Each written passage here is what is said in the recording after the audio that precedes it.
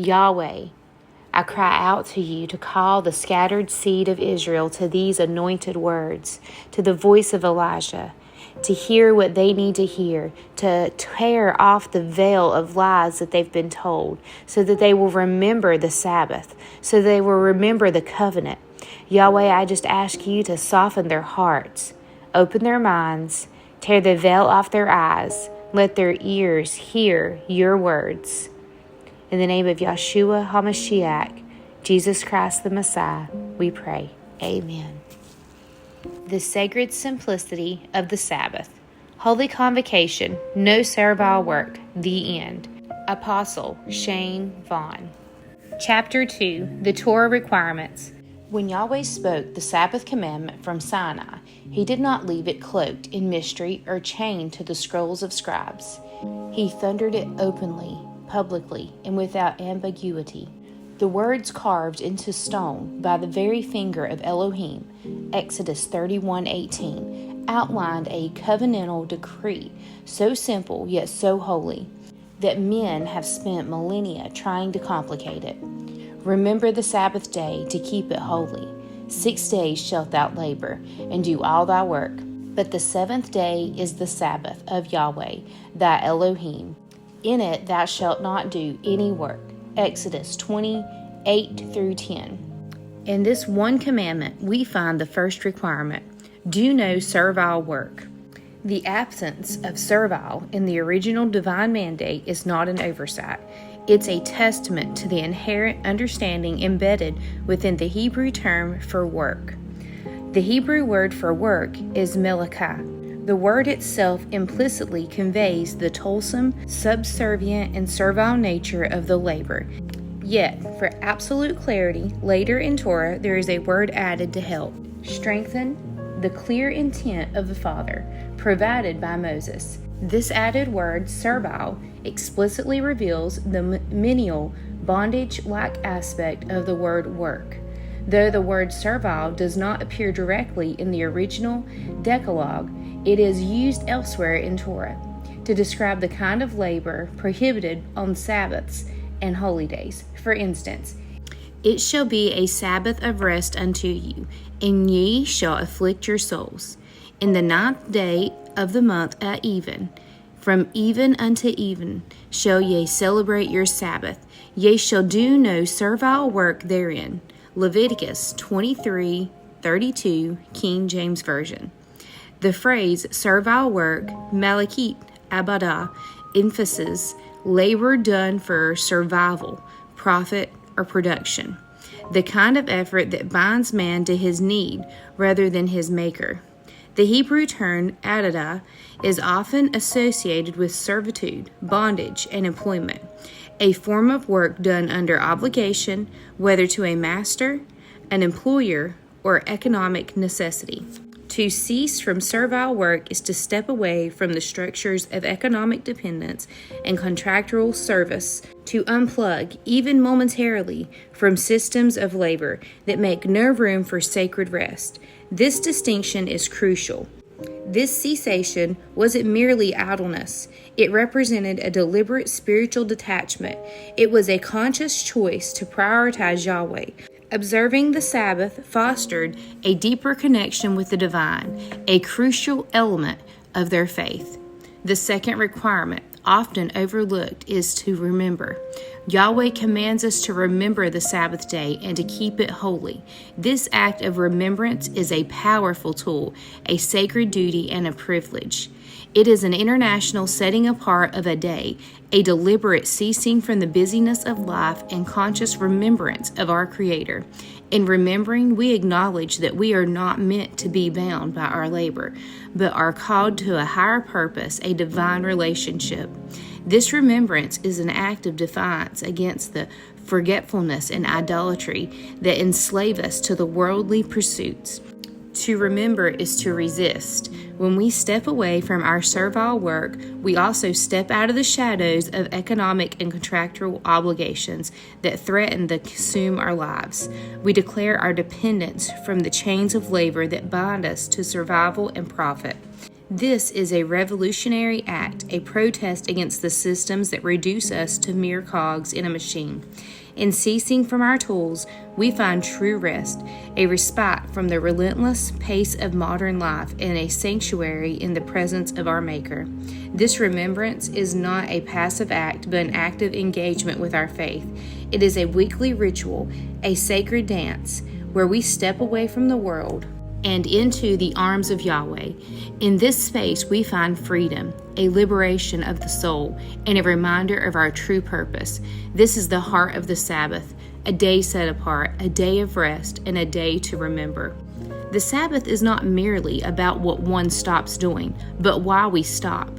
We rest, not because we are idle, but because we are trusting. The kind of effort that binds man to his need rather than to his Maker, this distinction is crucial. The distinction between idle inactivity and sacred rest is a fine but crucial line to tread. The Sabbath is not a day of laziness or neglect. It is a day of intentional stillness and reflection. In ceasing our servile work, we are actively choosing to trust in Yahweh's provision and our place in His divine plan. This trust is the very foundation of our faith, and it is this faith that guides us through the chaos and toil of our daily lives. On this day, we are called to remember that our true purpose is not found in our labor, but in our relationship with our Creator.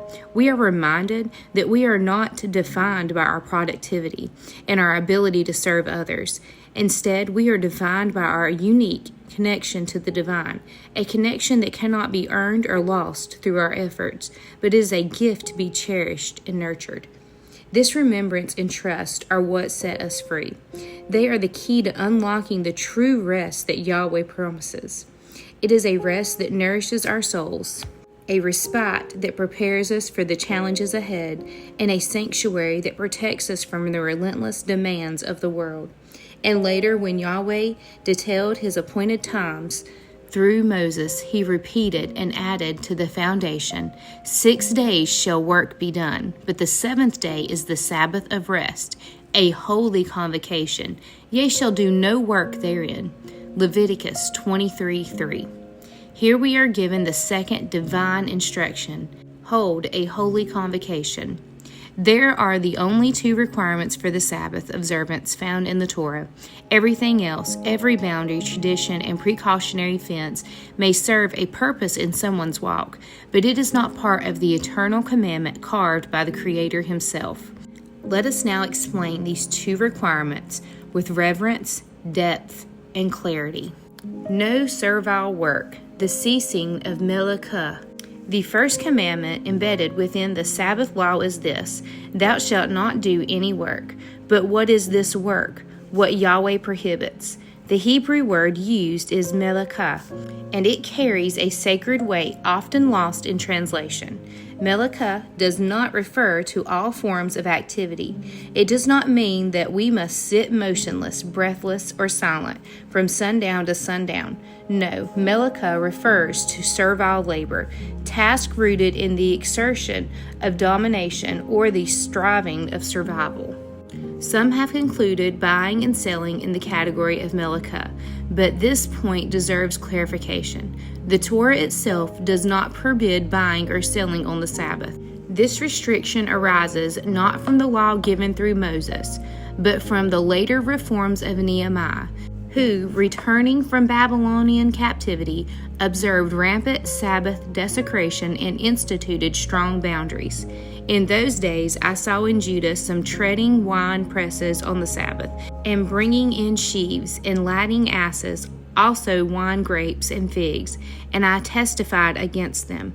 There dwelt men of Tyre also therein, which brought fish, and all manner of ware, and sold on the Sabbath. Then I contended with the nobles of Judah, and said unto them, What evil thing is this that ye do, and profane the Sabbath day? Nehemiah 13:15-17. Nehemiah's reforms were wise and righteous for his time, were not codified in the Torah. These actions reflected the urgency of national reformation, not the establishment of eternal law. Buying and selling were prohibited under a theocratic government seeking to restore sacred rhythms to a compromised society. While these reforms may guide us in principle, they do not define Torah boundaries. In our current context, presently living in Babylon, outside of a Torah-ruled nation, such acts must be discerned in spirit, not enforced by decree. Yahweh's teachings affirm the intent of Torah, not the way of tradition. What remains eternally commanded is that we cease from Melachah, that is, from the work that sustains our lives apart from Yahweh's provision. To cease from Melachah is to release control. It is to recognize Yahweh as our provider. It is to say, today, I do not create, I remember the Creator. In 6 days Yahweh made heaven and earth, the sea and all that is in them, and rested the seventh day. Wherefore Yahweh blessed the Sabbath day and hallowed it. Exodus 20:11. Yahweh did not rest because he was weary. He rested because he was finished, and so must we. On the seventh day we declare by our rest that he has done enough. We step out of the rhythm of commerce and into the rhythm of communion. 6 days thou shalt do thy work, and on the seventh day thou shalt rest, that thine ox and thine ass may rest, and that thy son of thy handmaid and the stranger may be refreshed. Exodus 23:12. The Sabbath is not just for the spiritually elite. It is a social equalizer. The master and the servant, the Israelite and the stranger, the beast and the burden are all invited into Yahweh's holy stillness. The command to rest is not a burden. It is the lifting of burdens. To violate the Sabbath by working is not just disobedience. It is disbelief. It says, I must carry on, for Yahweh's rest is not enough. But to rest is to trust. To rest is to resist Babylon. To rest is to remember. Holy convocation, the call to assemble. The second divine requirement is no less vital. We are commanded not only to rest, but together. The Hebrew phrase used in Leviticus 23:3, Mehah Kadash, a holy convocation, a sacred assembly. The Sabbath is not merely about personal isolation. It is about corrupt identification. Yahweh gathers his people week by week as a visible witness that we are his. He calls us to lay down our separate pursuits and come together, not in confusion, but in holy alignment. It is a sign between me and the children of Israel forever. For in 6 days Yahweh made heaven and earth, and on the seventh day he rested and was refreshed. Exodus 31:17. The Sabbath gatherings is a sign, a banner raised against the nations. It is Yahweh's protest against a world that forgets. It is the assembly of the redeemed and the rehearsal for eternity. Even Yeshua, our master and pattern, attended synagogue, as was his custom, Luke 4:16. He could have worshipped alone, but he understood the Torah principle. Yahweh does not just call individuals, he calls a people. The early church continued this pattern, meeting weekly on the Sabbath.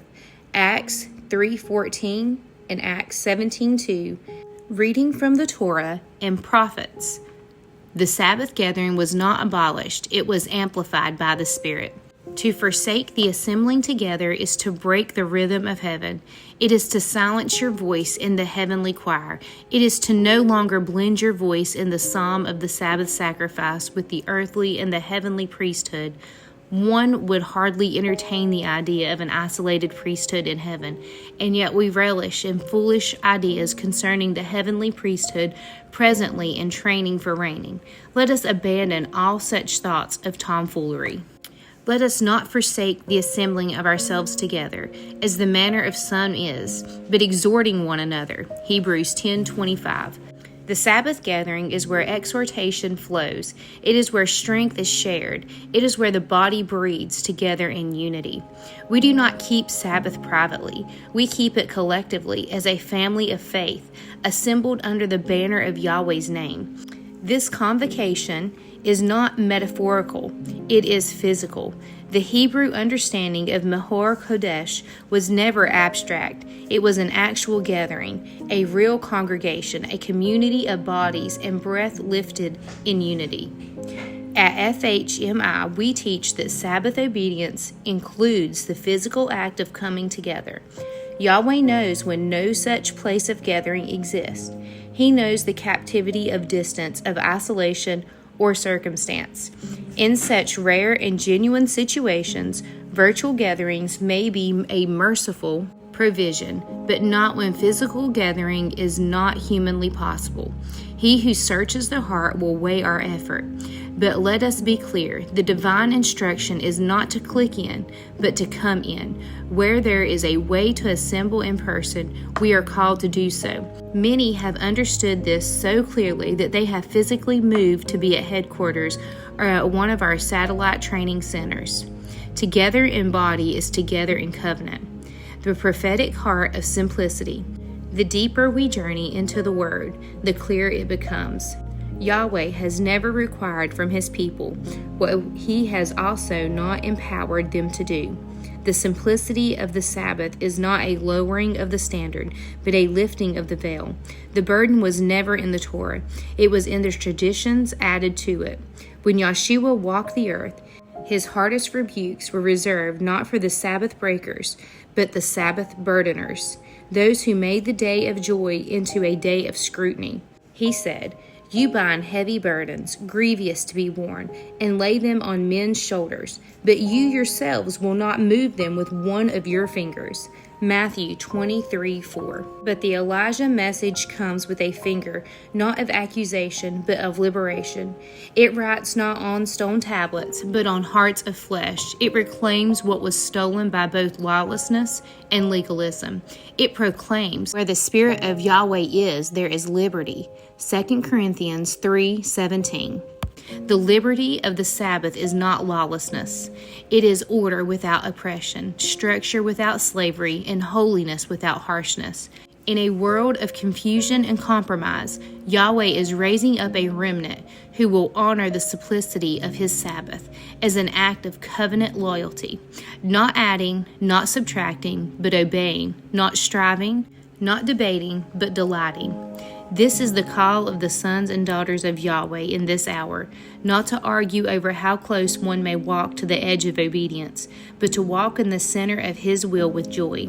For the day is coming, indeed it is now here, when Yahweh will gather all nations, and from one Sabbath to another all flesh shall come and worship before him. Isaiah 66:23. Let us be those worshipers now. Let us be the people of rest, of reverence, and rejoicing. Let us return to the sacred simplicity of the Sabbath. Reflection questions for Chapter 2. What does the Hebrew word melakah mean, and how does it inform our understanding of what kind of work is forbidden on the Sabbath? How does the Sabbath act as a declaration of trust in Yahweh's provision and finished work? What is the significance of the Holy Convocation command, and why is assembling together so vital to Sabbath observance? How did Yahshua exemplify both rest and mercy in his Sabbath practices? Why is simplicity not a form of compromise, but rather a restoration of Yahweh's original design?